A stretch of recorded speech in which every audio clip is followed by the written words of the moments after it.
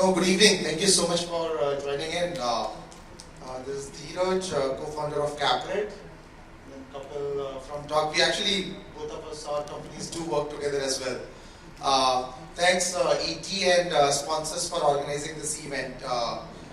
Plastic, how evolution of plastic and composites is happening in the automotive industry is something I have been working very closely in my last 12-13 years of career. And most recently, as I founded CapGrid, where we are working very closely with not only electric vehicle manufacturers, but also a lot of traditional manufacturers. Okay, we have Raj here. No worries. No, I think a lot of good discussions happened earlier today. And this session, ET primarily wanted to focus on how startups are kind of innovating, bringing change in this space, and then of course no better kind of speakers than founders of some of the innovative electric vehicle manufacturers out there. Let's do one thing. Maybe we can do a quick 2 to 3 minutes background, right? How did you come up with the idea? What are you building? And then we can kind of deep dive into kind of some more plastic related questions. Is that okay? Kapil, you want to go first? Let him catch breath. He just came. Okay. So guys, I'm Kapil Shelke. I'm the founder at Torque. We make electric motorcycles from Pune. So our office is in, let's say we have two offices, one in Pimpri Chinchwad and one in Chakan. We have a factory. So from a background perspective, I'm an engineer. I love motorcycles. I love racing. I also love technology. So I used to buy all the new tech very early on. So I integrated that into one thing which I love. So electric motorcycles have technology, motorcycles and everything that you can think of. Also, I did a couple of international races. So we used to build electric motorcycles in India, go to Europe, compete with the Europeans. Way back in 2009, जब India में यो bike चलता था तब हम 156 km/h की electric motorcycle बना रहे थे इंडिया से, and we were going to Europe and racing those. So that's a brief history. I realized nobody wants to make an electric motorcycle in India, and we had made about 5 motorcycles, one with a Chinese manufacturer. So had enough experience at तो फिर हमने बोला, so with least knowledge you have the highest confidence. So in 2016 we had the least knowledge about this industry, and we said, okay, let's build a startup, and that's how we started. Luckily we survived 6 years. Also the COVID. Recently we finished manufacturing our 500th motorcycle from our pilot line, and I think Pune you have about 250 motorcycles on the road. So we're just selling in Pune right now, just making sure everything is right, and that's how we are. Got it. No, thanks. Raj, do you want to go next? So first of all, apologies for the late joining. So friends, it's Raj Mehta here, and a short intro about me in one line. I can say that you can Google me as the world's youngest founder of automobile company. I started my company at the age of 12. Now I am 21 years old, and it's been 9 years into the industry, and started by just having just my own curiosity, and my curiosity was to just how can I make my drive effortless. I had to drive pedal every day to my school, to my tuition, and I had made my bicycle electric, and it's how the journey started. And as and when the company started, the name is Raj Electromotives, and Raj is my own name. Electromotives combines two words, electric and the automotive. And later on we introduced a couple of innovations like conversion solutions, which is pocket friendly and eco-friendly for the people who can easily afford the electric mobility option. Later on, as developing the vision, I got a vision to make the world commute easy, like to make the commute and the mode of commute affordable to everyone. And it's how the greater electric scooters come up. Meanwhile, I got an achievement as well to be the India's youngest person to get import-export license. My age was 17, I exported to 11 plus countries that time, and currently we are having the customers across 19 plus countries in 5 continents. As well, Greta Electric Scooter recently started up a plant at Faridabad, Haryana. I'm mainly Gujarati person, Gujarati Bania family से belong करता हूँ मैं, and I belong to Ahmedabad, Gujarat. Just last 2 years, mainly focused on the electric scooters, but mainly we are into the conversion solutions. So it's a brief journey about me. Thanks. No, thanks, Raj. So I think, and as a founder of CapGrid, I have been working with about 7-8 electric vehicle manufacturers, including the Omega Psyche, Mr. Uday, who was earlier here in the day. I think EV is providing an opportunity to kind of change how automotive components are coming together to put together a vehicle, right? Couple any innovation, right? Kind of design innovation, and maybe from plastic perspective, composite perspective, you are exploring right now, or you foresee in near future, where rather than kind of just for light weighting, right? Can we do more like an innovation using plastic and composite?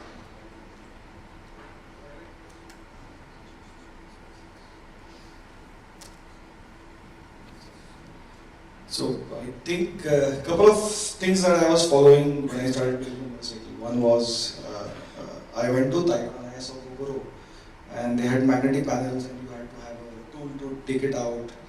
So there are a couple of innovations that I was seeing from a fit and finish point of view. We did one panel, very small panel on magnet. Then I also looked at color infused plastics, ABS and all that, but didn't find it. So what do you call it? From a, see, I'm a very customer centric guy, so innovation ek hai, but the consumer in me will always drive and say, "Arey, this has to look beautiful," and then everything has to follow up. And from a lightweighting, I think we've seen a lot of our work. So mostly all the cooling material that we use is, let's say, aluminum. But inside, if you look at the vehicle, electric vehicle, I think plastic is majority of our work. So the battery trays that we are using have sort of a strength that we wanted. We had to innovate in terms of the material that we get. So we couldn't get first hand, we couldn't get the material in India. Then we had to sort of get a supplier to supply us glass. I'm not a tech guy who's doing it, but yeah, but I only know the problems that my team goes through and helps me. So they had to innovate a lot in terms of what they want the material to be, and that's how. So one unique problem they're still trying to solve, if everybody is they want plastics, but they also want to have a heat transfer element there. So, so that's these are a couple of, I think, innovations you were trying to bring on. A couple of them you've already used. A couple of them I think should come. And maybe this one particular heat transfer one, maybe we can throw this to audience to see if any companies working in that space or not, right? So we'll come to that later. Raj, do you want to point out to any plastic related innovation? And why I'm saying that, because early on it was a lot like getting components from China and then putting it together, right? And then selling the vehicle. Now I have seen the focus shifting on Indianization, right? Any particular innovation comes to your mind, either in your organization or something you have seen overseas or at some other place? Yeah, so innovations are always there a part to make the business consistent and to keep the audience, our customers engaged. But I would like to say something different from the question exactly, but I would like to highlight some points as per the current EV scenario, which is into the plastic components mainly. As our conference today is mainly on the plastics, so in the last few days, not actually 1.5 months, I was at China. Today morning I just arrived, and I completely, my main aim of this trip to China, it was about to study, because it is a phrase like, we want to learn something, we should choose our teacher who already had achieved that. So in the same way, China already has a great scale of adoption about e-vehicles. And this time I majorly had focused on the Taizu industry. Taizu is most of the eastern coast near Ningbo. Most of the people here should be aware about that. And visited a couple of expos there as well, and visited some of the injection molding machines and many of the places there. Some points which I feel that India is still lagging in the case of particularly about the EV segment. I am not good to comment on any other industry, but it is mainly that the moldings to be developed in India and to be made in a very convenient way which can be easily affordable for the manufacturers as well. The cost for the die manufacturing is a bit of the higher side, and it may be convenient for the big companies, but for the startups, like we are a bootstrap company, we never have any single penny of fund from any of the investor. We are a completely debt-free, zero liability company. We have no bank finances as well. We are running the company on our own budget.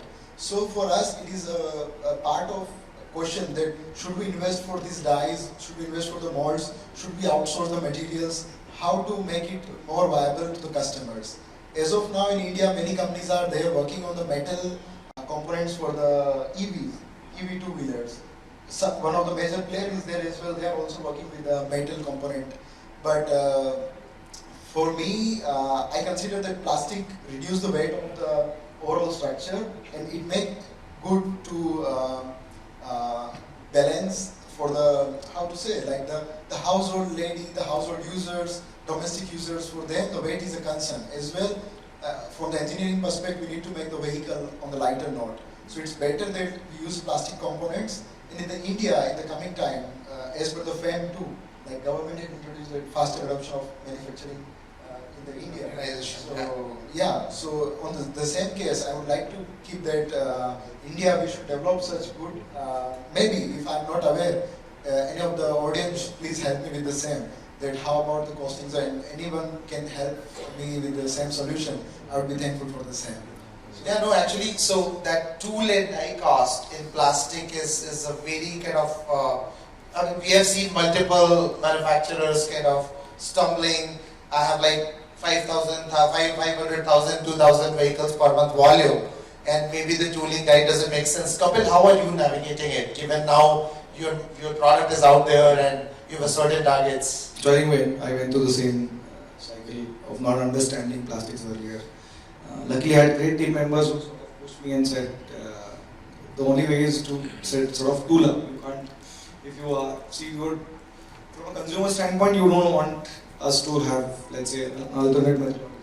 So the consumer will always look at an OEM and OE. So he doesn't care for if you're a startup or not. So I think tool up is the way forward.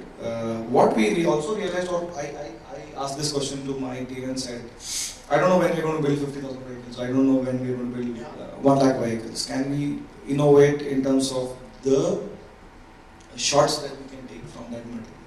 So that's how we thought about it, because we already knew by the time I build the 50th, let's say 50,000 vehicles, I'm going to change my design. Yeah. From a design perspective, I was very sure that I'm going to change everything that the vehicle saw. True. Luckily, we took that chance, and we had an earlier model called T6X. We did all the engineering and flow analysis and everything, and then didn't tool up, but then went for a Kratos, did the tooling. I think we took our, what do you call it, to counter what he's saying, that there's too much cost, there's too much commitment. I won't say cost. There's a too large commitment that you have to do.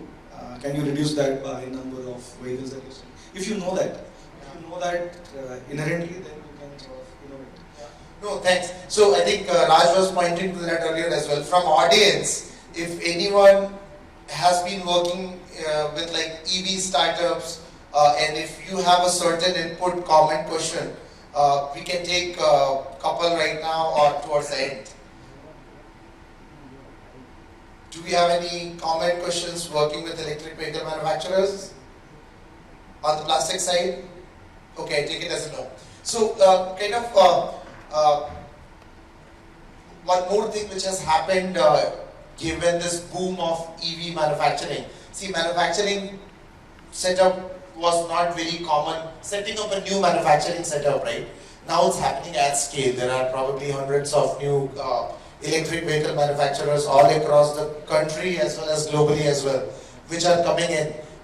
Do you have any ask from the government bodies, from the automotive bodies, ACMA, CII, to support smoother manufacturing, which can help EV manufacturers do better? I think after the government anything, they've already given a lot. So the subsidy is there. There is no road tax.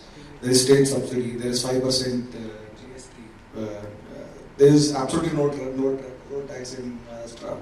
So I think from a government perspective, they already know that this is the future, or they want to bet on this future, and they have already done that. From an electric vehicle charging perspective, they've given up the law that electricity can be sold, you can set up a charging station very easily. So I believe the government has done all the hard work that was supposed to be done. This government has done all the hard work that was supposed to be done. I see a couple of other gaps, but I think that's the different forum. So from a ACMA and SIAM point of view, so I believe, see, I don't have any qualms. They're already helping. So From the supplier ecosystem, I mean, see. So I'll give you an anecdote. I know I was coming there. I prepared when I thought about coming to Plastic Innovation Council, or let's say this. So I recently told someone that in China when I was working, so I used to work with a company called Zhongsheng. I was the CTO for them, and I used to build electric motorcycles. So I used to sketch something at night and get the part in the morning, either in carbon fiber. So I'm not talking about plastics, but in terms of the vehicle that we were building, we were only building about 5-6 vehicles, but we could get parts very easily in China, and that's how China is. The same logic when we came back to India. I think there's a lot of. I think now all the industry looks like, let's say, an automotive OEM, but a startup can actually do wonders because they don't have a background of anything. I usually tell all my suppliers, I'm your guinea pig. You tell me what you're doing, and I can actually implement it faster. So you could actually come up with something and say, Kapil, this is nobody's sort of, can you implement it faster and get it to do a consumer test? I can actually do that faster. So I think that's logic. That's a great idea actually. I mean, we have not approached it through that as well. Raj, any comments you have asked from supplier ecosystem? What kind of support do you think will help EV manufacturers? In the supply ecosystem, as I said, that maybe the new innovations to be done to reduce the costing of tooling, as well as there are certain other things, if I talk about government as well. But as I can say that if I say about particularly a GST ecosystem, like a GST the 5% on our product, but on our purchase we need to pay 28% up to. It depends on the product type. And as well, there are a couple of more taxations which may be not directly but indirectly collected from the industry. But generally the people are right now purchasing directly material. As you said, that many of the companies are coming up and evolving hundreds of manufacturers. So even considering myself on this open platform, I would like to accept and to say that right now we are just assemblers, we are not manufacturers. If you go and ask any of the, even on this public platform, I'm accepting at bottom of my heart that yeah, I'm not a manufacturer, I'm an assembler, that I purchase spare parts from the China, we assemble it and put it. Some of the companies, some of the major players in the market claimed that we are manufacturing it in India. And recently many of the government bodies had been vigilantly notifying them and putting up a huge penalty because they had used the FAME2 policies to benefit the customer or maybe the company's own pocket. So we need to improve more on the side, and we need to be honest with our customers. In the better aspect, as a Greta, we always say very clear to the customer that yes, we are importing the part from China, keeping the best of the quality at the best of the parameter, but yes, we need to develop more. Got it. No, then just from the audience, how many kind of automotive component suppliers are actually working with a EV startup or any other startup? Can we have a raise of hand just as a startup kind of founders? We want to have a sense. I'm hoping some of you are working with EV manufacturers. No one? Yeah, I'm working for sure. Okay, that's probably we need a broader audience also next time. No, thank you so much, Raj and Kapil, for your time. I hope this helps some of you think about what a lot of EV manufacturers are looking from the supplier ecosystem. while our volumes are small but dreams are big. Thank you so much. We'll get the volumes.